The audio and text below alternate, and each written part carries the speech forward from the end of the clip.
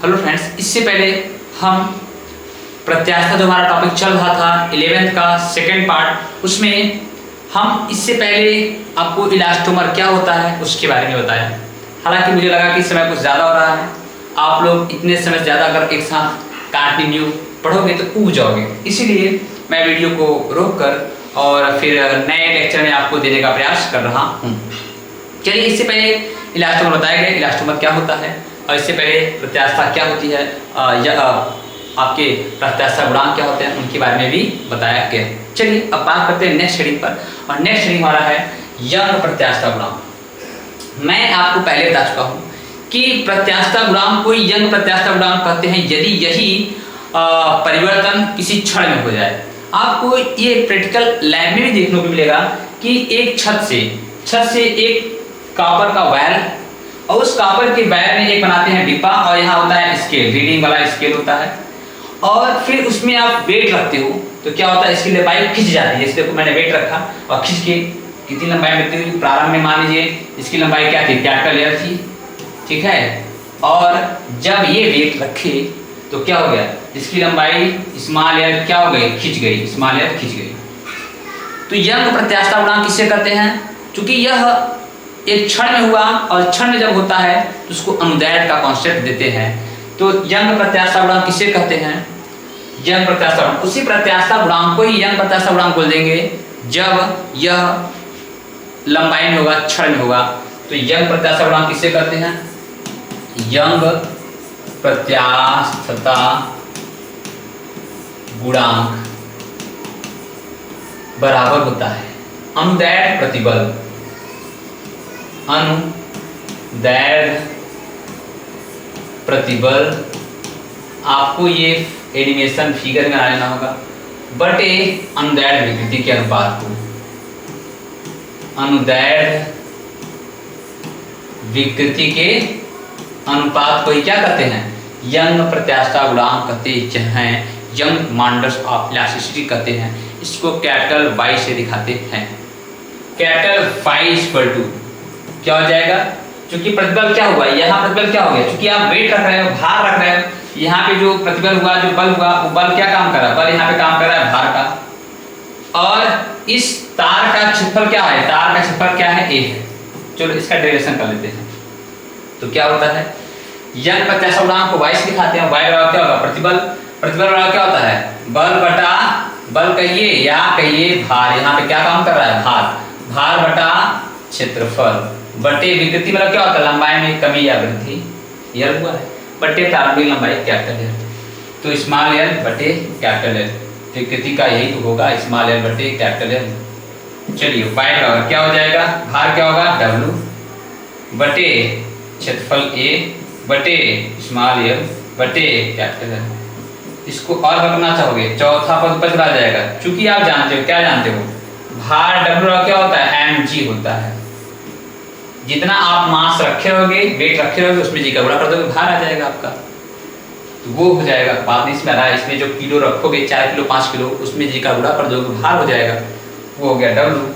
और क्या हो जाएगा, डब्ल्यू जब क्या रखोगे आप, एम जी रखोगे, मैंने रख दिया एम जी, इंटू चौथा पद ऊपर जाएगा, इंटू हो गया एल बटे तार है, और तार का आकार कैसा होता है, किसका, तार, तार का आकार होता है वृत्ताकार, वृत्ताकार होता है, और वृत्त का क्षेत्रफल क्या होता है, पाई आर स्क्वायर होता है।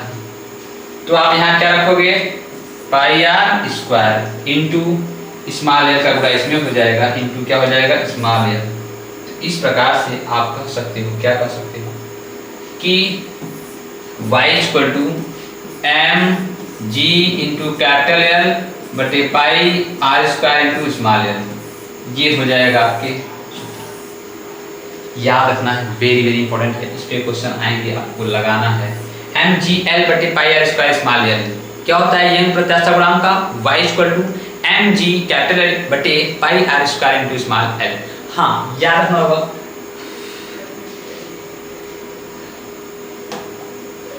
याद रखना होगा। कभी कभी क्या करता है, आर न देकर व्यास देता है, व्यास, अगर आपको व्यास दिया है, व्यास होता है डी, और आर बराबर होता है डी बाई 2 होता है। तो आप कभी कभी आर जगह पे डी रखोगे तो क्या होगा, डी स्क्वायर बाई 4 होगा, तो या ऐसे भी कर सकते हो आप, क्या कर सकते हो कि y equal to M G capital बटे पाई इंटू आर, क्या रखोगे डी बाई टू का whole square into small L. हालांकि ये सही है, यहाँ तक रोक सकते हो, कोई दिक्कत नहीं है, लेकिन मैं आपको आगे दिक्कत ना हो, ऐसा अगर दिखे तो आप कंफ्यूज ना हो, उसके लिए मैं कर रहा हूँ। क्या करोगे आप, एम जी कैपिटल बटे pi D square by 4 into small L, यह भी आप फॉर्मूले लिख सकते हो y बराबर। अब आपसे पूछा जाए कि यंग प्रत्यास्था गुणांक का मात्रक क्या होगा, तो आप एक ही जवाब दोगे, इसका भी मात्रक क्या होगा, न्यूटन पर मीटर स्क्वायर होगा। क्या मात्रक होगा, मात्रक क्या होगा इसका, यहाँ लिख सकते हो कि मात्रक न्यूटन पर मीटर स्क्वायर होगा। जितने भी प्रत्यास्था गुणांक होंगे उन सभी की मात्रक क्या होंगे, न्यूटन पर मीटर स्क्वायर होंगी। चलिए नेक्स्ट बात करते हैं। अब हमारा नेक्स्ट टॉपिक है, चलिए इससे थोड़ा सा पहले और ये कॉन्सेप्ट देख लेते हैं, तब हम आते हैं उस पर। चलिए बात करते हैं कि आयतनात्मक प्रत्यास्था गुणांक किसे कहते हैं। आयतनात्मक प्रत्यास्था गुणांक, बल्क मॉडुलस ऑफ इलास्टिसिटी, जब यही परिवर्तन आपको बताया गया कहाँ हो, आयतन में हो। जैसे मैं कहूँ कि किसी बर्तन में कोई बॉल रखा होगा और वो द्रव से भरा होगा, तो होगा क्या भाई, सिंपली मैटर है कि उस पर अभिलंब लगेगा चारों तरफ से।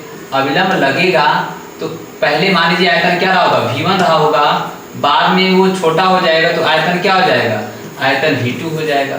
इस प्रकार आयतन में कमी या वृद्धि कितना हुआ, V2 माइनस V1 करोगे, क्योंकि V2 छोटा है, ऋणात्मक आएगा, लेकिन डेल्टा भी बोलोगे अब आयतन में परिवर्तन, ये हुआ। तो अगर बात की जाए बल्क मॉडुलस कहते किसको है, आयतनात्मक प्रत्यास्था गुणांक कहते किसको है, इसको याद रखना है, 20 दिखाते हैं। इसका होता है अभिलंब प्रतिबल बटे आयतन विकृति के अनुपात को ही, अभिलंब प्रतिबल बटे आयतन विकृति के अनुपात को ही अभिलंब प्रतिबल बटे आयतन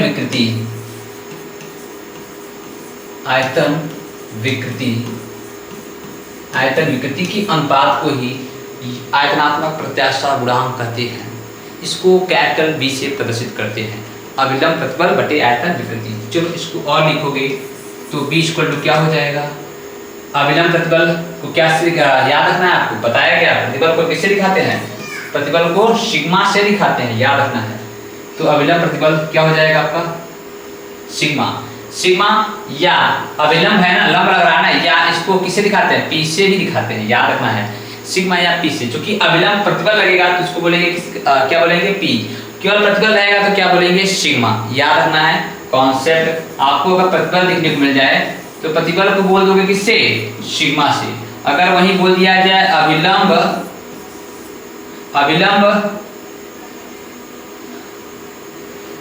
प्रतिबल तो क्या हो जाएगा आपका, अगर बोल दिया जाए अभिलंब प्रतिबल तो आप क्या बोलोगे, अगर बोल दिया अभिलंब प्रतिबल तो क्या बोलोगे, इसको किससे दिखाएंगे, पी से।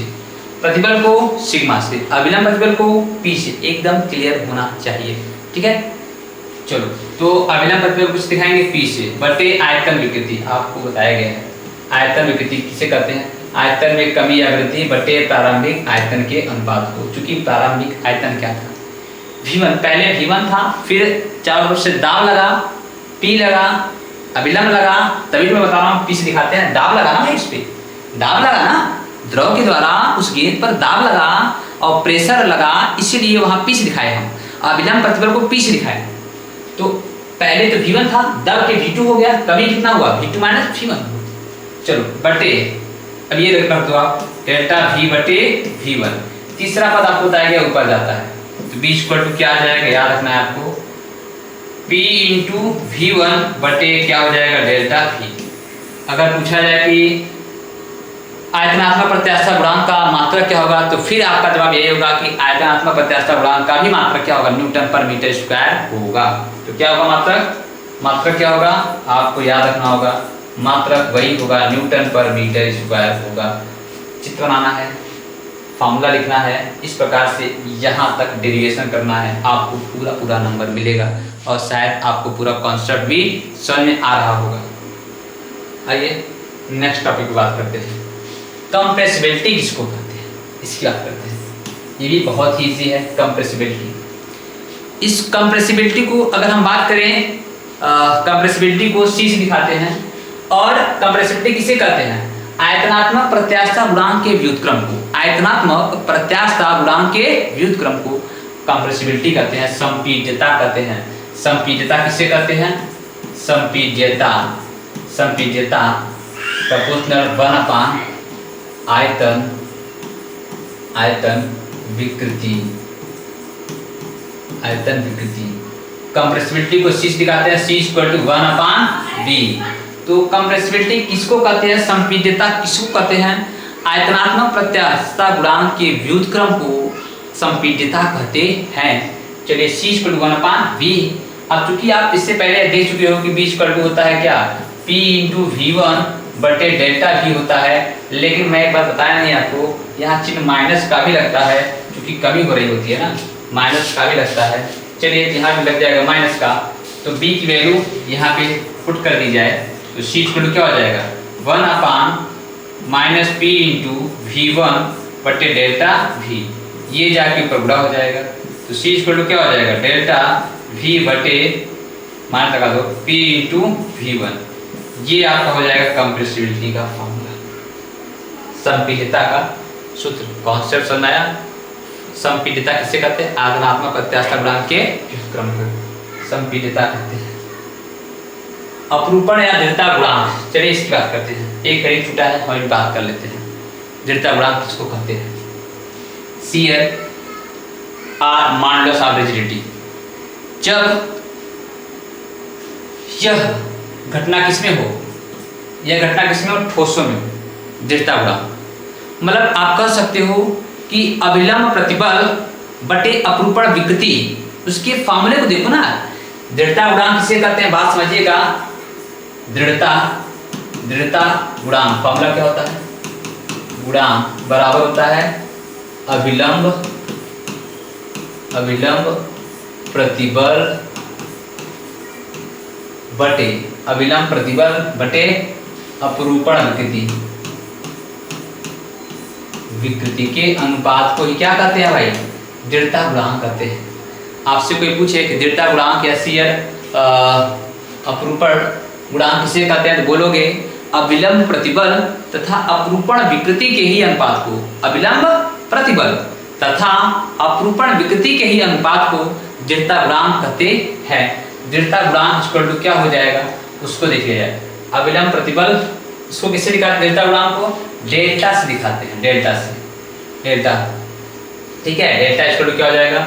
अविलंब प्रतिबल P बटे अपरूपण विकृति किससे था? वो था आपका थीटा, या कह सकते हो कि tan थीटा के रूप में वो कार्य कर रहा था। इस प्रकार से ये भी आ जाएगा। या इसको अगर पूरा जैसे फिगर देखे थे, P बटे B डैश बटे AB था, AB का सीधे गुणा हो जाएगा। इस प्रकार से क्या हो जाएगा? P × AB बटे B डैश, ये हो जाएगा आपके, इसके फॉर्मूले हो जाएंगे, ये हो जाएंगे आपके दृढ़ता गुणांक के। चलिए अब एक रिश्ता है, आइए उसकी बात कर लेते हैं। आ गया, इसकी बात करते हैं। क्रांति काल प्रत्यास्थ शांति किसे कहते हैं? अर्थात इलास्टिक फैटिग किसको कहते हैं?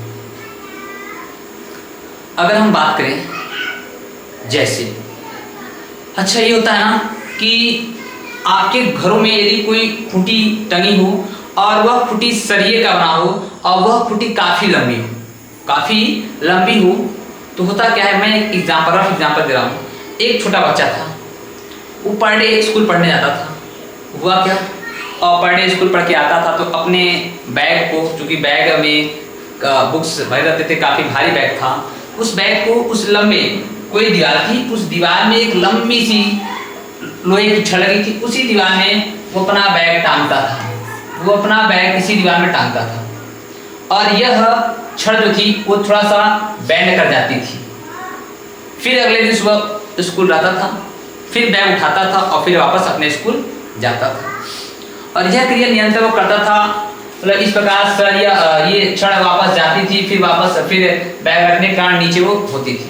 लेकिन एक समय हुआ क्या कि यह स्कूलों का छुट्टी पड़ गया, स्कूल का छुट्टी पड़ गया और वह बच्चा आया स्कूल से और उस क्षण पर बैग टांग दिया और निरंतर एक लंबे समय तक, लगभग 1 महीने तक वह बैग उसी खूंटी पर टंगी रह गई। तो होगा क्या, तो आप 1 महीने बाद यदि बैग को हटाया जाए और फिर देखा जाएगा कि जो इस प्रकार से होना चाहिए था वो ऐसे बेंड ही रह जाएगा, मतलब अपनी प्रारंभिक अवस्था को प्राप्त नहीं किया। निरंतर उपयोग के कारण उसके प्रारंभिक अवस्था में हुए क्षति को क्या कहते हैं, प्रत्यास्थ श्रांति कहते हैं। कितना गजब है। प्रत्यास्थ श्रांति किसे कहते हैं, किसी पिंड के निरंतर उपयोग के कारण उसकी प्रारंभिक अवस्था में हुए क्षति को ही प्रत्यास्थता की श्रांति कहते हैं। क्लियर हुआ मैटर, आपको एग्जांपल दिया लगातार, क्लियर है मैटर। फिर से देखो एक बार, किसी पिंड के लगातार उपयोग के कारण उस पिंड के प्रारंभिक अवस्था को प्राप्त करने में हुए क्षति को क्या कहते हैं, प्रत्यास्थ श्रांति कहते हैं। एग्जाम्पल सामने और मैटर है ये प्रत्यास्थ उत्तर प्रभाव किसको कहते हैं, ये लास्ट टॉपिक है। ये किसको कहते हैं, जैसे आप देखते हो कि रबड़ को दबाते हैं, दबता है, फिर छोड़ते हैं तो वापस आता है, दबाते हैं तो दबता है, फिर छोड़ते हैं तो वापस आता है। तो किसी पिंड को दबाया जाए या बल लगाया जाए विस्थापित हो जाए वो, और फिर बल को हटाया जाए, प्रारंभिक अवस्था को प्राप्त करने में लगने वाले समय को ही प्रत्यास्थ उत्तर प्रभाव कहते हैं। क्या हुआ मैटर क्या हुआ, मैटर ये हुआ कि किसी पिंड पर बल लगाया जाए, पिंड विस्थापित हो जाए, लेकिन बल को हटा लेने से उसको अपनी प्रारंभिक अवस्था को प्राप्त करने में जो समय लगते हैं ना, उसी को क्या कहते हैं, प्रत्यास्थ उत्तर प्रभाव कहते हैं। इस प्रकार से हम इस चैप्टर में मैथ्स सभी हेडिंगों को देख लिया। अब एक हमारा तार खींचने में किया गया कार्य बचा हुआ, 1-2 हेडिंग और बचा हुआ, उसको भी देख लेंगे और साथ में मिलकर भी लाएंगे नेक्स्ट वीडियो में। Thank you watching for this video.